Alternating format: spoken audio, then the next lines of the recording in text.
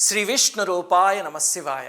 ఈ మధ్య వస్తున్న కొన్ని సినిమాల్ని ఇతిహాసాలతో ముడిపెట్టడం, ఆ తర్వాత అందులో ఉన్న పాత్రల గురించి జనాలు ఆసక్తితో అడగడం చూస్తే చాలా సంతోషం వేస్తుంది. ఆ రకంగా జనాలు పురాణాలకి, ఇతిహాసాలకి దగ్గరవుతున్నారు. మొన్న 'మిరాయ్' అని సినిమా వచ్చింది కదా!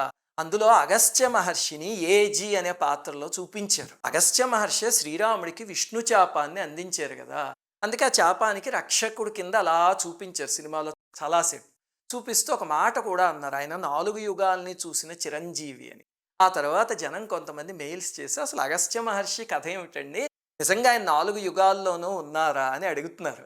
చాలా సంతోషం. ఈ వీడియోలో మనం అగస్త్య మహర్షి గురించి పురాణాల్లో ఏముంది అని. ఆ మహనీయుడు అమ్మో! ఎన్ని అద్భుతమైన సంఘటనలు చేశారో. నారాయణుడు, పరమేశ్వరుడు, అమ్మవారు వాళ్ళు ఎలాంటివి చేశారో అటువంటి గొప్ప కార్యాలు చేసిన మహనీయుడాయన. ఆయన పుట్టుక కూడా చాలా విచిత్రమైంది. ఏమిటంటే ద్వాదశాదిత్యులు ఉన్నారు కదా!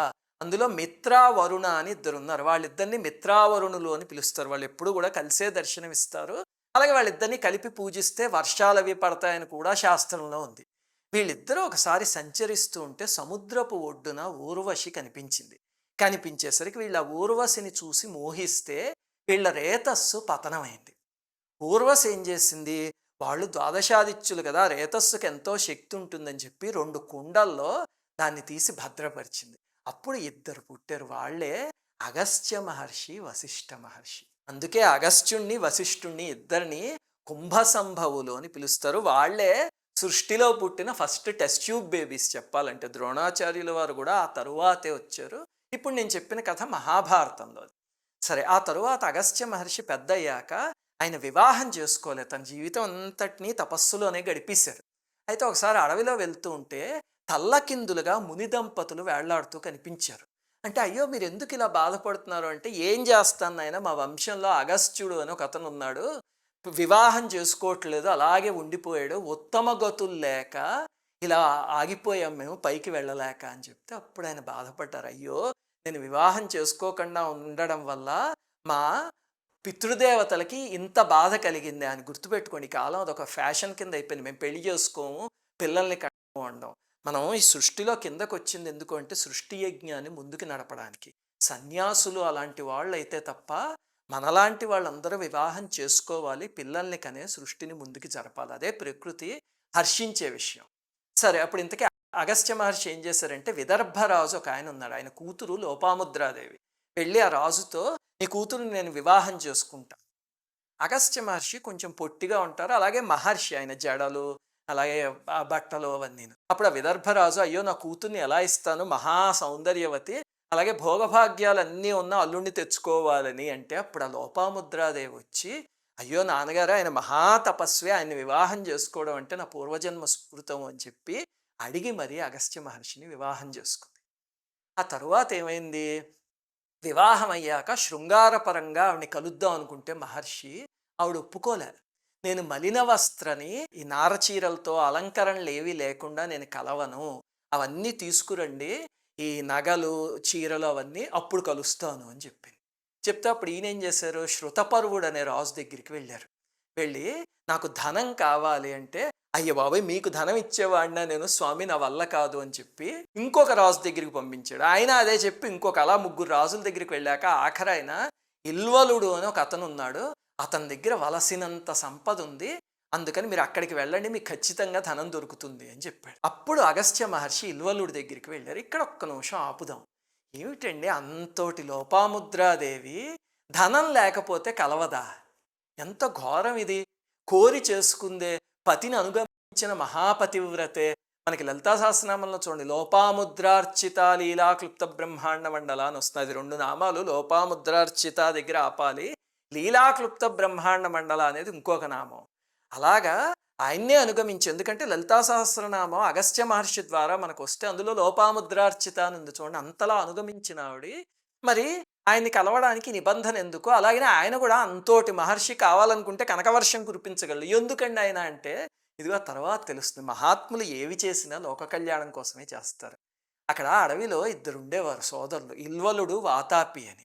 వాళ్ళకి ఒక విద్య తెలుసు, మృత సంజీవిని లాంటిది. ఏమిటంటే వచ్చే పోయే వాళ్ళు, డబ్బున్న వాళ్ళు ఉంటారు కదా, వాళ్ళని భోజనానికి పిలిచేవారు. పిలిస్తే వాళ్ళు వెళ్ళగానే వాతాపి మేక రూపం తీసుకునేవాడు. వాడిని చంపేసి ఇల్వలుడు వండి పెట్టేస్తే వాళ్ళు తింటారు కదా, తినగానే వాతాపి బయటికి రా అంటే పొట్ట చీల్చుకుని బయటకు వచ్చేవాడు. వాళ్ళని చంపేసి వాళ్ళ దగ్గర ఉన్న ధనం అంతా దోచేసి అలా బోలెడంత ధనం సంపాదించారు వాళ్ళు. అగస్త్య మహర్షి దగ్గర అట్లా ఆయన్ని కూడా పిలిచారు. పిలిస్తే ఆయన సరే ఆతిథ్యం ఇస్తున్నారు కదా అని వెళితే ఆ వాతాపిని మేక కింద మార్చేసి చంపి అగస్త్య మహర్షికి వండి పెట్టేశారు. పెట్టేస్తే ఆయన తినేశారు. వాతాపి బయటికి రా అన్నాడు. అప్పుడు ఆయనకు అర్థమై ఓహో ఇదా అని చెప్పి పొట్ట రాసుకుని జీర్ణం జీర్ణం వాతాపి జీర్ణం అన్నారు. అలా 3 సార్లు అని బేవుమని తేంచి ఇంకెక్కడి వాతాపి ఎప్పుడో అరిగిపోయాడు అన్నారు మహర్షి. అందుకే నాకు ఇవి చెప్తుంటే గుర్తొస్తుంది. మా శ్రీరామ్ చిన్నప్పుడు వాళ్ళ అమ్మ ఏం చేసేదంటే భోజనం పెట్టేసేది. పెట్టేసిన తర్వాత వాడికి నాకు ఇస్తే నేను తొడమే కూర్చోబెట్టుకుని ఈ అగస్త్యుడి కథ ఏదో ఒకటి చెప్తూ వీపు రాస్తూ జీర్ణం జీర్ణం వాతాపి జీర్ణం అంటే బుల్లి బి అని తేనుపు తెంచేవాడు. ఆ తర్వాత హాయిగా నిద్రపోయేవాడు. నాకు ఎప్పుడు ఈ కథ తలుచుకున్నా సరే అదే గుర్తొస్తుంది. ఇంతకీ ఇది వినగానే ఒక ప్రశ్న వచ్చేస్తుంది. అదేమిటండి అగస్త్య మహర్షి మాంసం తినేయడం ఏమిటండి? మళ్ళీ దాని మీద పడిపోయేవాళ్ళు చాలామంది ఉన్నారు. గుర్తుపెట్టుకోండి, కృతయుగంలో శ్రాద్ధ కర్మల్లో కూడా ఉండేది అది. ఆ తర్వాత యుగానికి ఒకసారి ఆ ధర్మం మారుతూ ఉంటుంది. కలియుగంలో బ్రాహ్మణులు ఎవ్వరూ తినకూడదు. సర్లేండి. ఇప్పుడు అగస్త్య మహర్షి గొప్పతనం ఏమిటి అంటే ఆయన ప్రకృతిని శాసించినవి ఎన్నో అద్భుతమైన సంఘటనలు ఉన్నాయి. ఒకసారి వింధ్య పర్వతానికి మేరు పర్వతానికి పోటీ వచ్చింది. నేను గొప్ప అంటే నేను గొప్ప అని. దాంతో 2 పోటీలు పడి ఇలా పెరిగిపోవడం మొదలుపెట్టాయి.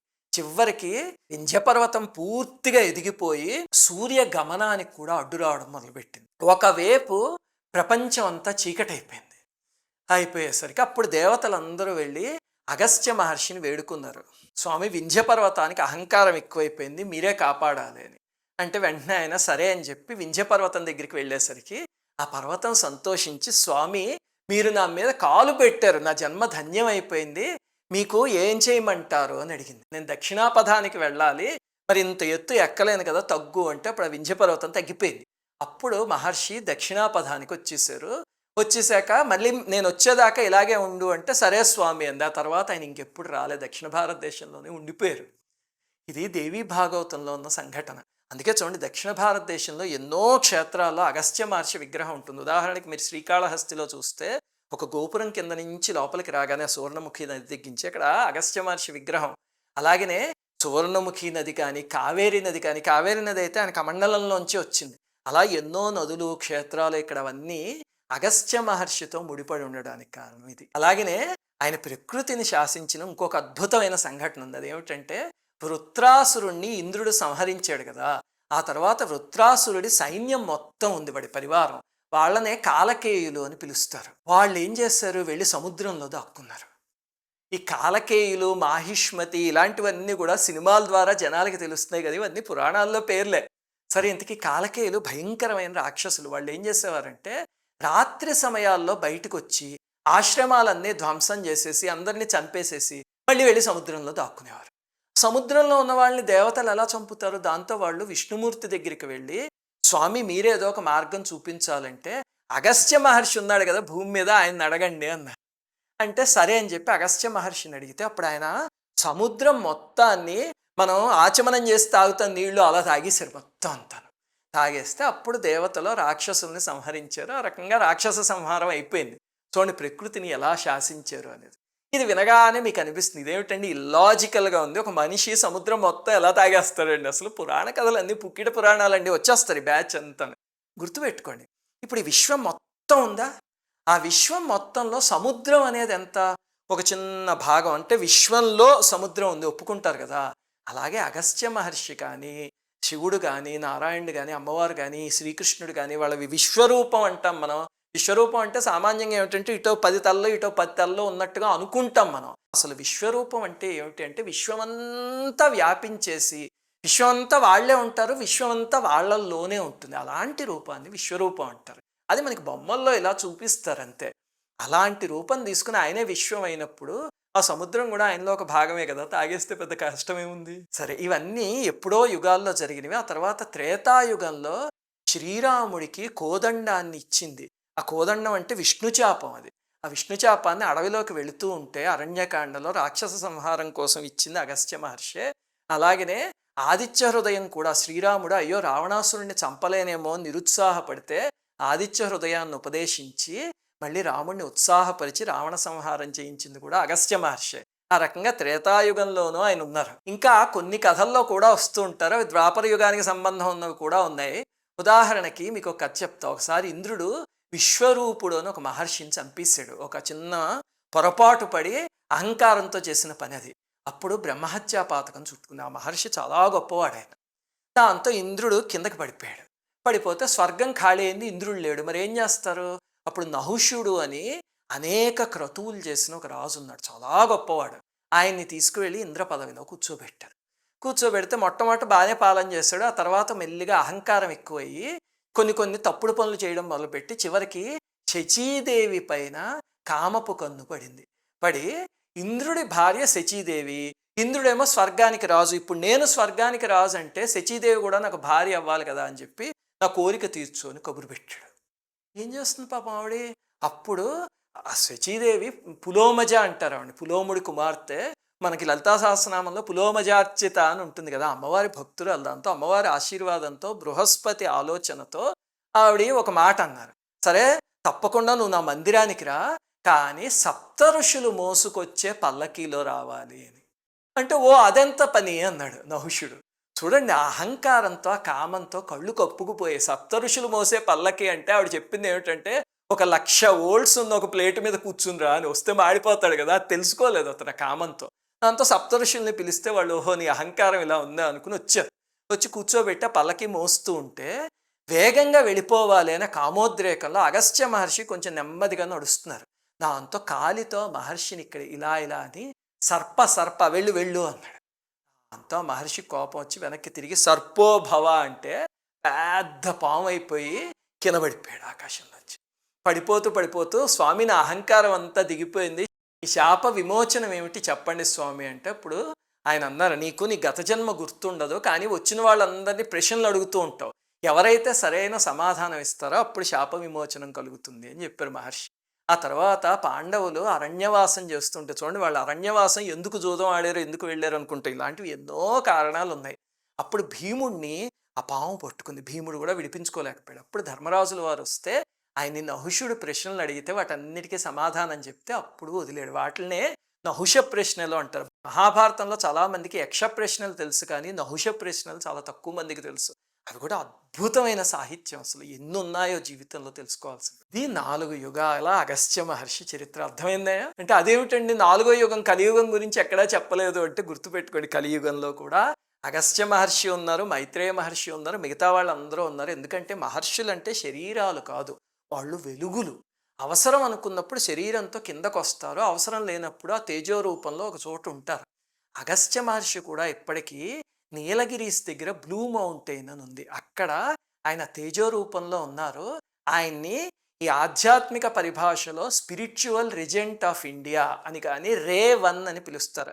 అగస్త్య మహర్షికి ఒక కోడ్ నేమ్ అది, రే1. చాలా మంది మహనీయులు ఆయన్ని దర్శనం చేసుకున్నారు. మీకు ఒక ఉదాహరణ చెప్తా. ఆల్బర్ట్ సస్సి అని ఒక విదేశీయుడు, ఒక ఆయన గొప్ప సాధకుడు ఉండేవారు. ఆయన 1971 వరకు జీవించే ఉన్నారు.